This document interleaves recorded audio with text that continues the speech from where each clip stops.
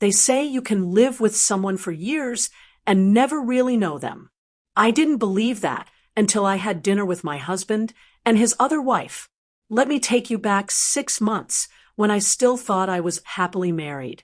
To be fair, Josh had always been calculated, neat, disciplined. He was a financial advisor, the kind of man who triple-checked his emails and organized receipts by color. I thought it was charming, thought it meant he was dependable. But what I didn't realize, Josh was so good at compartmentalizing. He didn't just have a drawer for every sock. He had a life for every lie. We'd been married 8 years. No kids by choice. We were both career-focused. I worked in nonprofit legal, mostly helping domestic abuse survivors with housing claims. Heavy work, emotionally draining. Josh said he admired it, said I was the strongest woman he knew. It's wild what people say when they're lying. The cracks started with little things. He'd started traveling more, client summits, tax strategy retreats, always somewhere remote and boring sounding.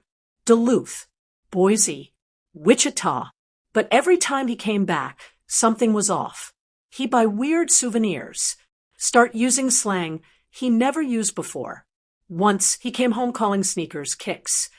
Josh had never called them kicks. I brushed it off.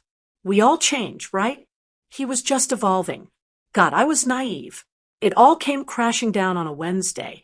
I remember because I was running late for court, sprinting out the door in flats and a suit that didn't quite fit anymore, when my phone buzzed. Unknown number.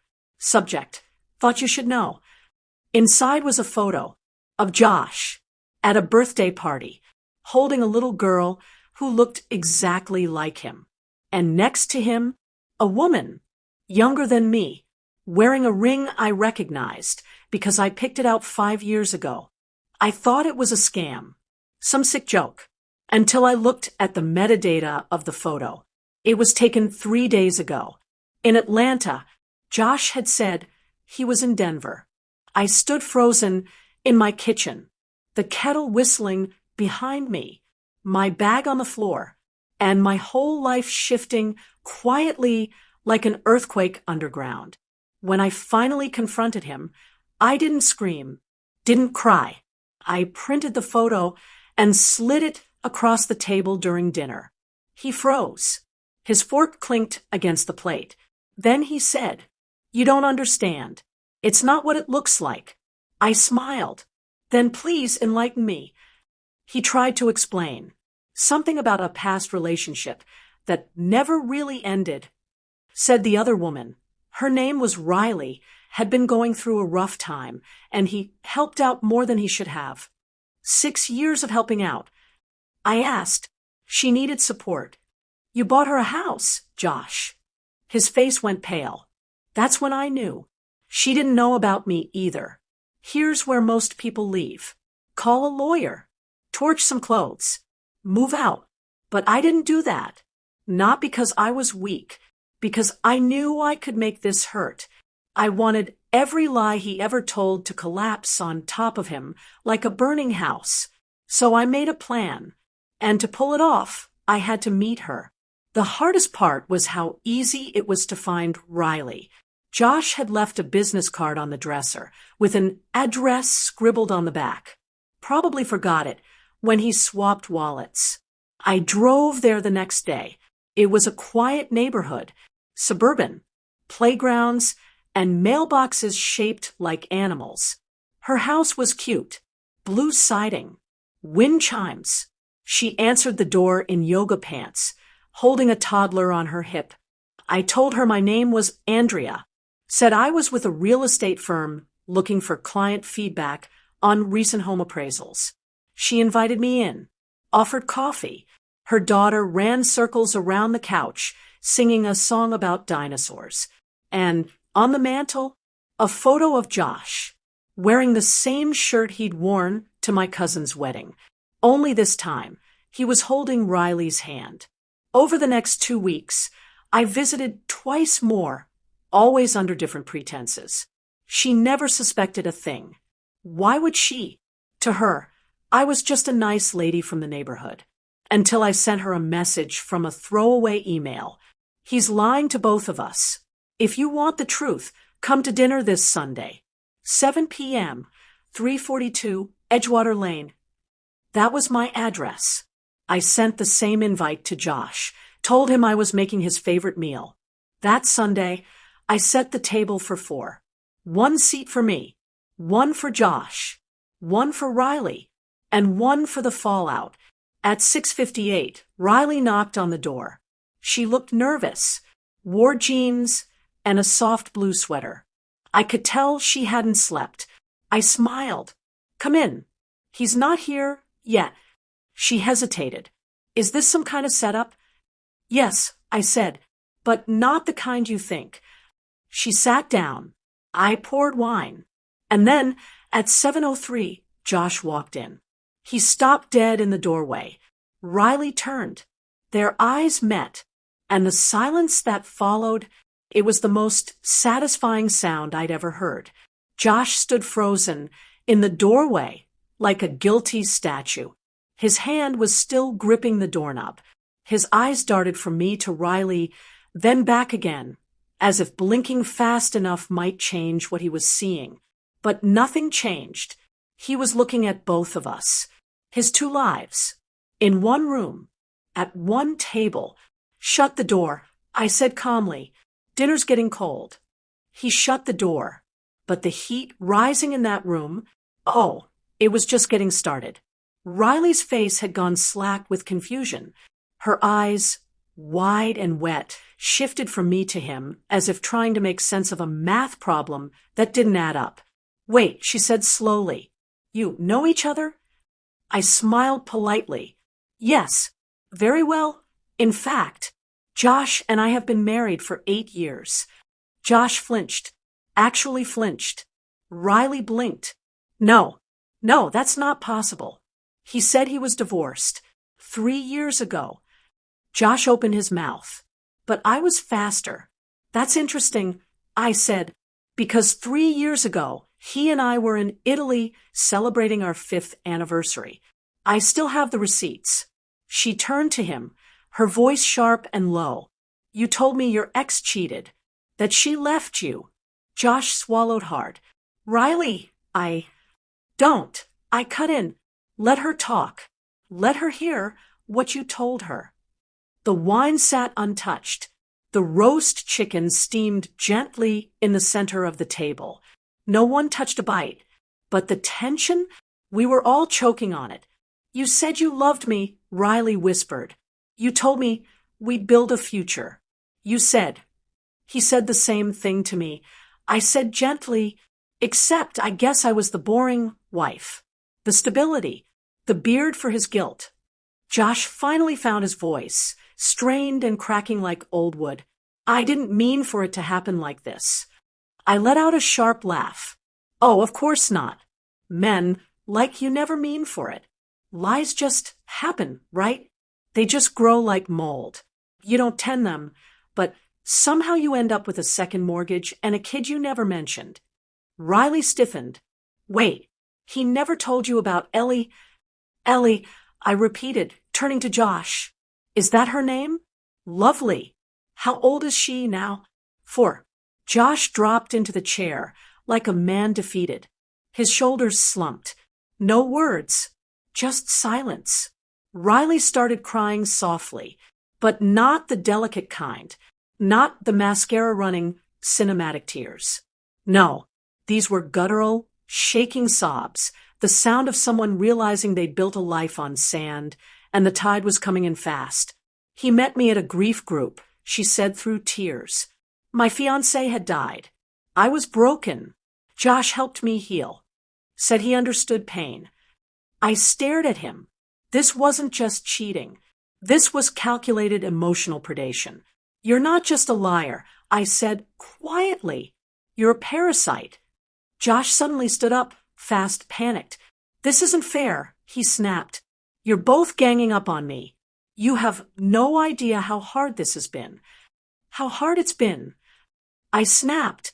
You're sitting at a table with your wife and your mistress, both of whom thought they were your only partner. You lied to us, slept with both of us, built futures with both of us, and now we're unfair. You have a daughter, Riley hissed. She calls you Daddy. She made you a Father's Day card last week. Josh looked at her, then at me, and he crumbled. The next words that left his mouth were some of the most pathetic I've ever heard. Can't we just start over? Riley stood. I stood. And for the first time, she looked at me with something other than confusion. She looked at me with alliance.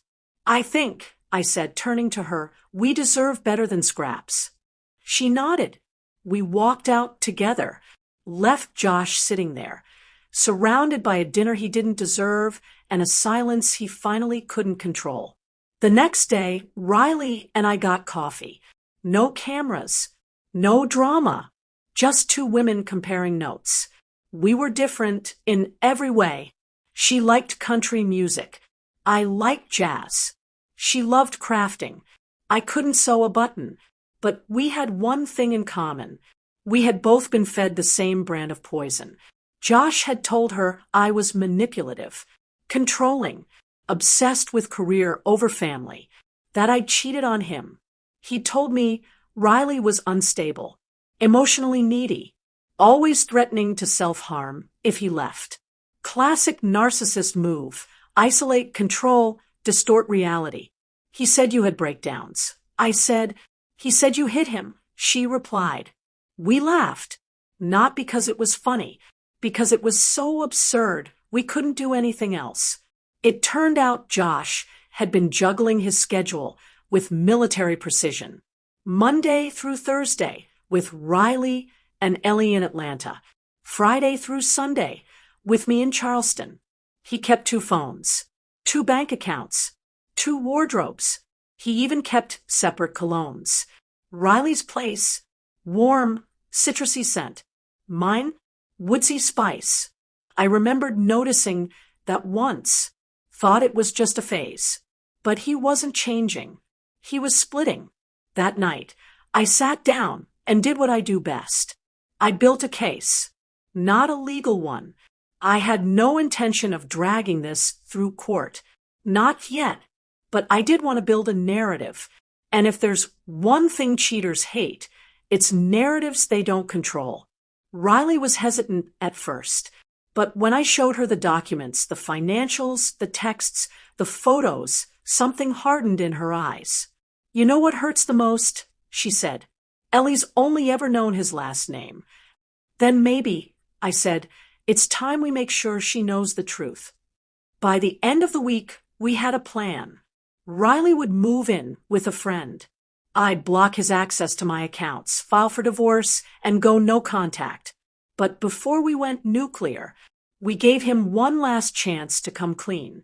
We invited him to a therapy session.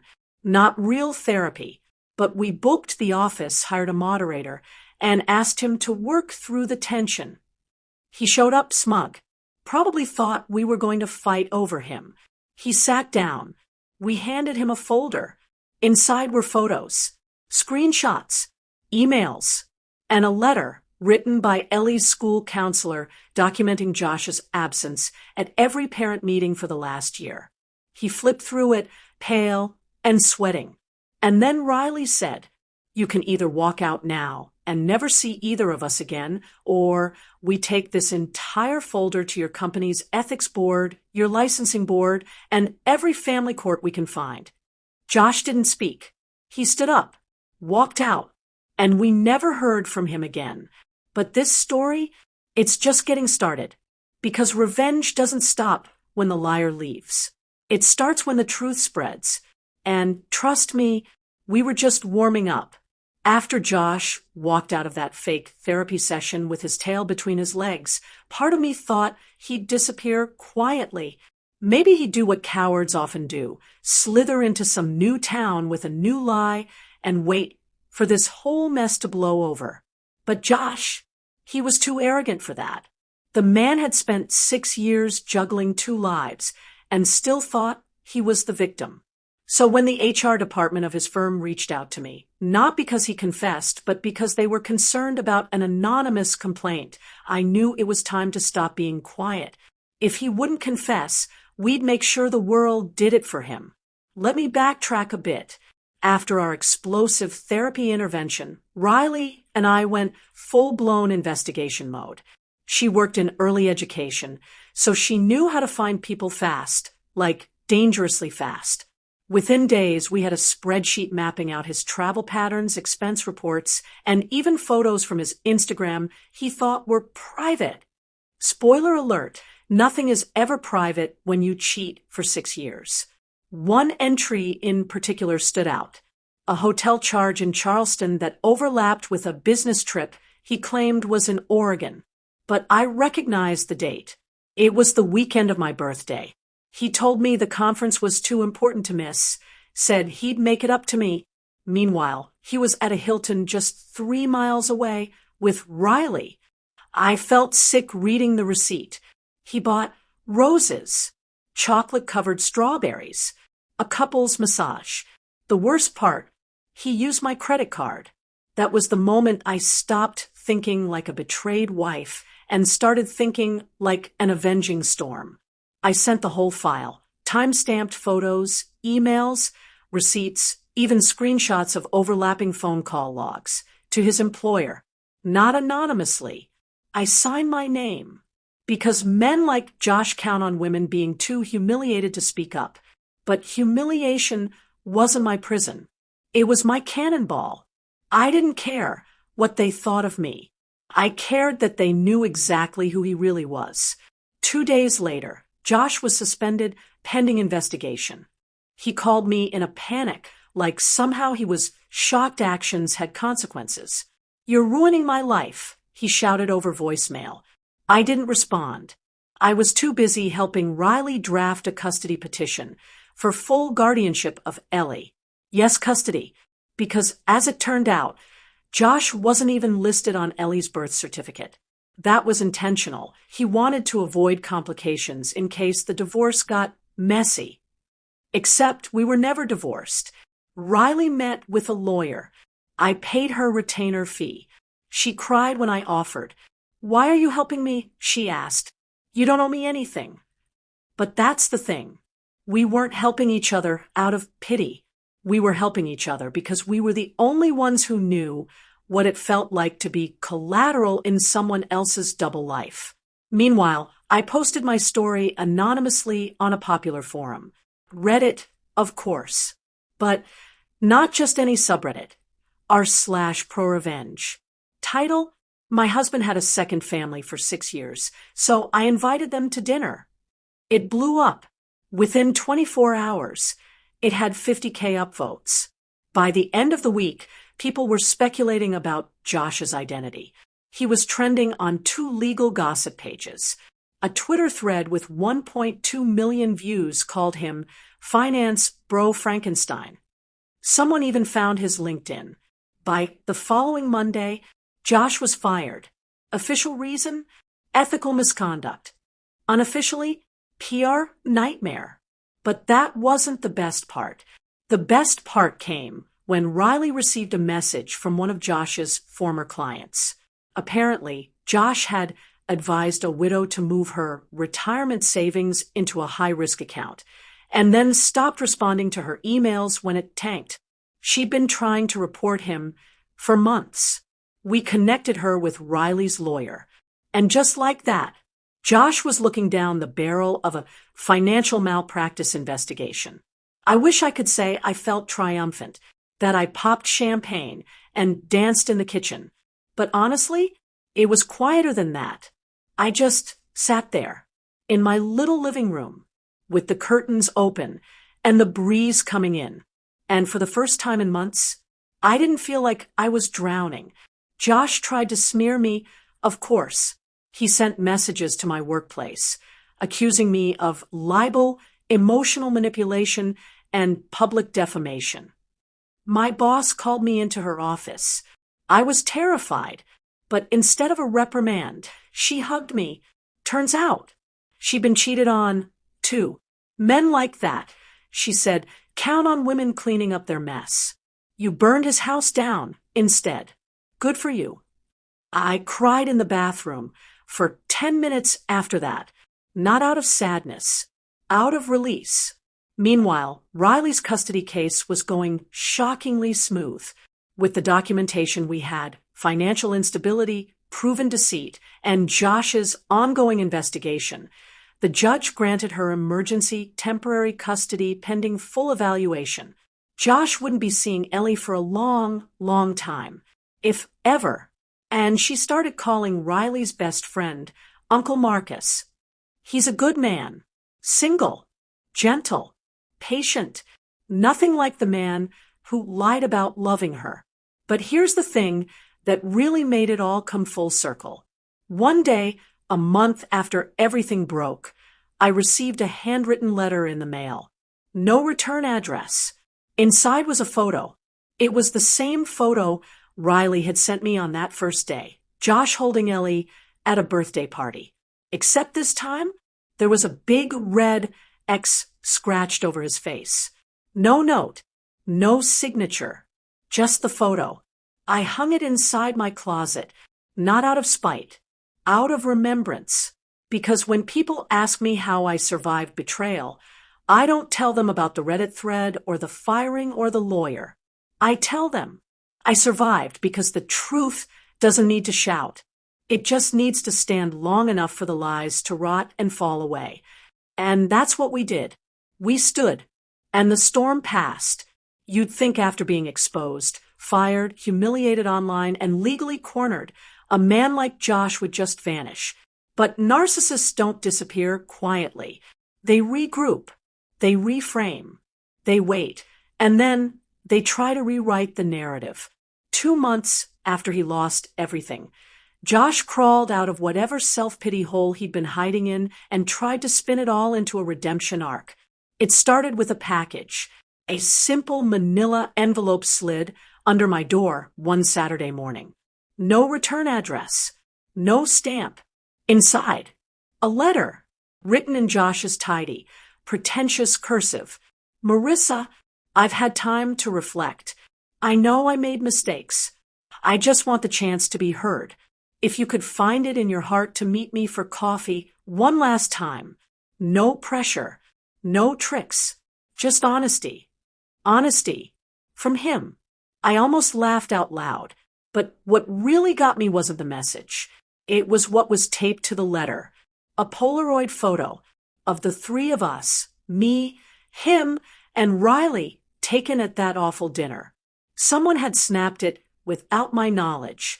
I turned the photo over. There was a date. The night it all exploded, which meant Josh had taken it. And if he had that, then he planned it all along. Maybe not the exact moment, but something. He hadn't just lied. He documented the destruction like a trophy. I texted Riley. Me, he's trying to play the victim now. Riley, typical. Mine came in a gift box with a teddy bear. Ellie threw it in the toilet. Me, legend. Riley, we should throw him in the toilet. We laughed, but beneath the jokes was unease. If Josh was reaching out, it meant he was testing boundaries. And that meant we had to lock them down tighter than ever. 2 days later, I got a call from my old neighbor. Hey, weird question. Did you ask someone to check on your house? No, I said slowly, because there was a guy parked outside for like an hour yesterday, just sitting there. What kind of car? Black BMW, tinted windows. I knew that car too well. Josh wasn't just writing letters. He was watching. Riley filed for a formal no-contact order that week. I did the same. We attached every piece of evidence, from the photo to the car report to the letters. Josh was officially court-barred from contacting us. Any further reach would land him in jail. But I knew men like him don't always need to use their hands to reach you. Sometimes they use reputation. And that's exactly where he struck next. A week later, my boss forwarded me an anonymous tip sent to the office HR inbox. It claimed I was harassing an ex-partner weaponizing legal resources for personal vendettas, and exposing private family matters for internet clout. It was subtle, crafted to raise concern, not alarm. But it was pure manipulation, the kind of vague mudslinging that leaves just enough residue to make someone question you. Unfortunately for Josh, my boss had already seen the truth. "We're not pursuing it," she told me. "But if you want to file a cyber harassment complaint, I'll back it." That night, I sat in bed and stared at my ceiling for an hour. I'd won, technically. But why did it feel like I was still playing defense? Why did it feel like Josh was still in the room, even when he wasn't? And that's when it hit me. It wasn't enough to expose his past. I needed to reclaim my future. So I did something that scared me. I shared my story publicly, not anonymously, as myself. I recorded a short video, just me on my couch, speaking plainly. I didn't name names, didn't accuse, just told the truth. How I'd loved someone who split himself across two lives. How I found strength with the other woman, not against her. And how healing doesn't come from revenge. It comes from choosing yourself, louder than their lies. I uploaded it, and I logged off. When I checked the next morning, the video had 86,000 views. By that weekend, 500,000. People flooded the comments with stories. Painful, raw, beautiful stories. Women, men, people who had been lied to, cheated on, ghosted, gaslit. It wasn't just a video. It became a mirror, and people saw themselves in it. And Josh, he saw it too, because that's when I got his last message. Blocked number. One line. "You think you're a hero now?" I didn't respond, because I don't need to be a hero. I just need to be free. That same week, Riley got a letter from her lawyer. Ellie's birth certificate had been officially amended. Josh's name? Gone. Her new guardian listed? Marcus. He cried when he found out. It's been 4 months now. I moved cities. Started a new role with a nonprofit that helps women navigate divorce and custody fraud. Riley started writing a blog for single moms. Her latest post, "What to do when your kid's father has another wife." We still talk every week. We laugh now. Real belly-deep laughs. Not because the past is funny, but because we know what it costs to reclaim our joy. As for Josh, he's disappeared again. Rumor has it he tried to apply for a job in another state. Didn't make it past the background check. Too many red flags. Too many receipts. Too many women who finally learned to believe themselves.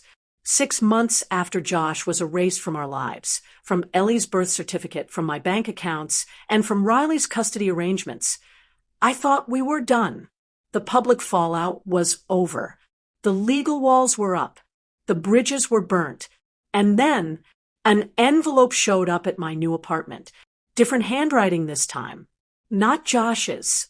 Not Riley's lawyer. Just a plain manila envelope, addressed to me in shaky cursive. No return address. No postage. My blood ran cold. Inside was a single folded paper and a flash drive. I unfolded the paper first. You don't know me, but I knew him years before you ever did. I saw what he was. I'm sorry I didn't stop it. Maybe this will help you understand everything. No name. No clue who sent it. I stared at the flash drive like it might bite me. I should have thrown it away. I almost did. But curiosity and healing are cousins. And that night, I plugged it into my laptop. What I saw changed everything. It was a video. Grainy. Old. A security camera feed, judging by the angle and timestamp. The date? 3 years before I met Josh. In it, I saw him. Much younger. Still smug. Still manipulative. He was standing in a corporate office, arguing with a woman whose face was blurred. The audio kicked in halfway through. "Josh, you knew what this was. Don't act surprised." "Woman, you told me you loved me." "Josh, I said a lot of things. You shouldn't have believed all of them. The woman lunged forward and shoved a folder at him. Josh grabbed her arm. Tight. Hard. She winced. And just before the feed cut out, you could hear her say, "You're going to ruin people. I hope someone ruins you first." I sat frozen, my mouth dry, my stomach churning. He'd done it before. The lies, the manipulation, the casual cruelty masked as charm. And someone had been watching all along. Riley came over the next morning. We sat in silence as I showed her the video. She didn't speak for a full minute. Then, "He's done this more than just twice, hasn't he?" "I think," I whispered. "We were just chapters in a longer book." We weren't the first, but we would damn well be the last. We started digging. The video file had metadata, a timestamp, even a company logo in the corner.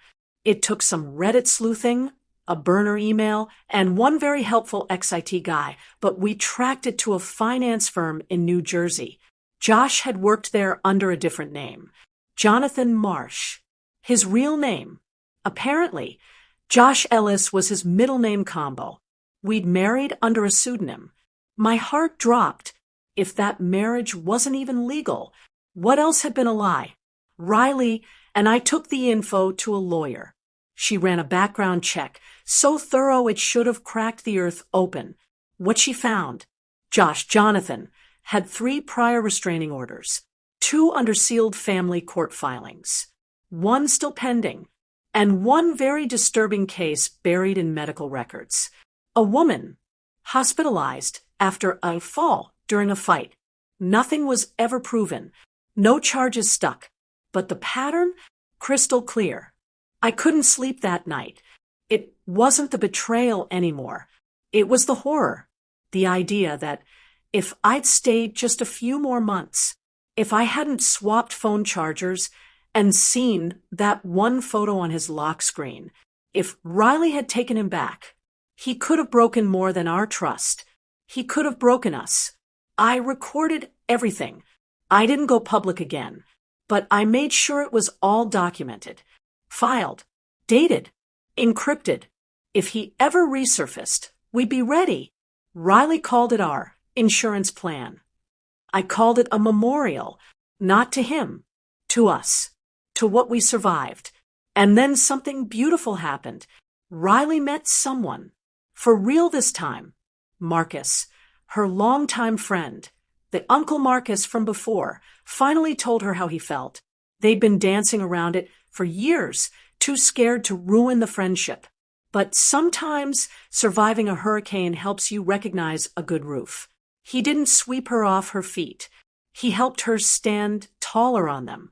They got engaged in the spring. Small ceremony. Backyard. Ellie held the rings. She ran up to me after and whispered, "Mommy says you helped her get happy again." I hugged her tight, and for the first time in nearly a year, I cried, not out of pain, out of peace. As for me, I started writing full-time. My blog grew. My posts, once just small stories about healing, now reached thousands. I hosted support circles, started an online group called Unraveled and Rewritten. The first meeting had 12 people. Now, we're at 300 and counting, all of them with stories, all of them ready to stop whispering them. Josh still hasn't resurfaced. We don't know if he's moved, changed names again, started over. But we do know this: wherever he goes now, he'll never again be the man who controlled the story. Because as victims, we became narrators. We took back the pen, and we're still writing. The first time I stood in front of a crowd to tell my story, I shook so hard, I thought the microphone would slip from my hand. It was a small local women's conference, 50 folding chairs, fluorescent lights, a hotel ballroom that smelled like overused carpet and ambition. And yet, every eye in that room held a story.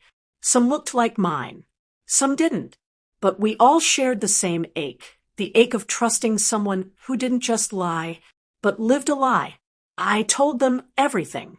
Not for pity, not for applause, but because healing demands that we drag pain into the light, not to glamorize it, but to defang it. I told them about Josh, or as we now know him, Jonathan Marsh, about Riley, about Ellie, about the wine night, the confrontation, the lawsuit, the fake name, the 3 restraining orders. But most importantly, I told them how it ended, with me no longer whispering my story through tears, but standing tall and sharing it through a microphone. After the event, one woman came up to me, maybe 60, maybe 70, and whispered, "He died," without ever apologizing. "But you've done what I never could. You reclaimed your voice." I hugged her, because for the first time, I didn't feel alone in the story.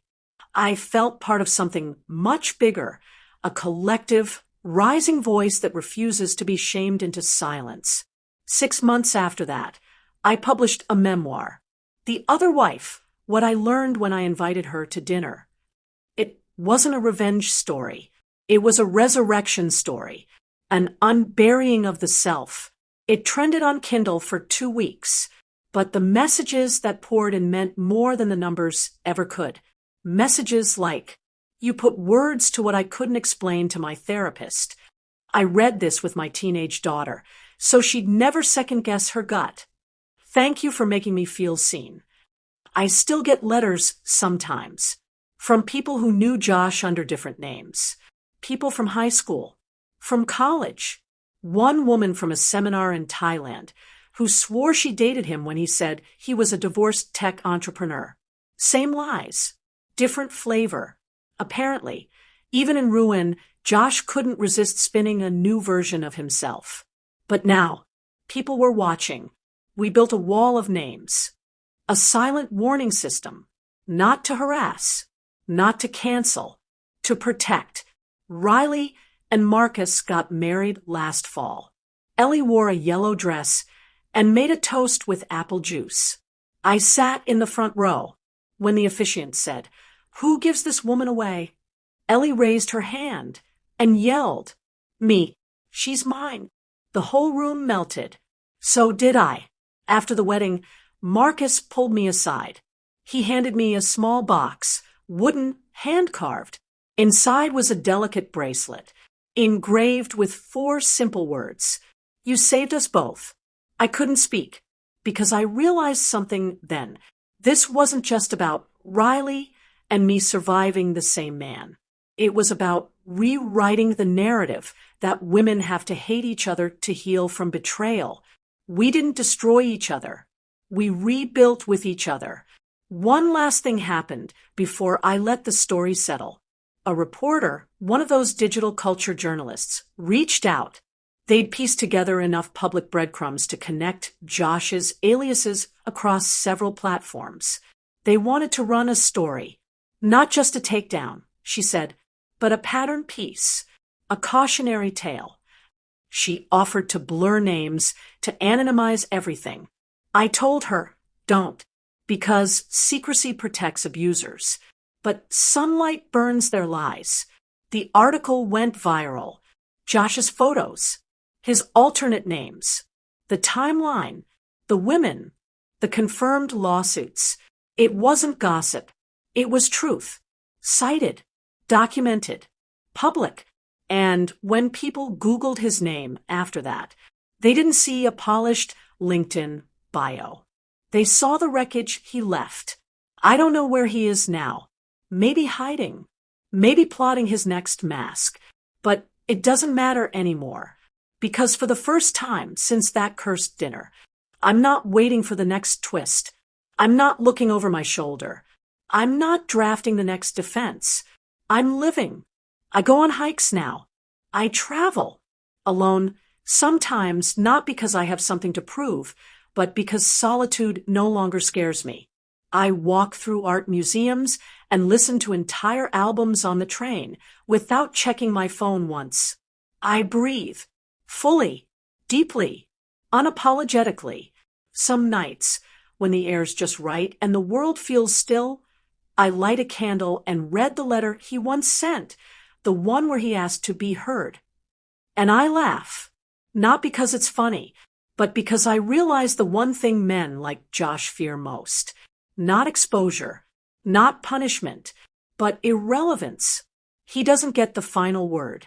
He doesn't get to rewrite what happened, because I've already written the ending. And it sounds like this. I am not the victim of his story. I am the author of mine.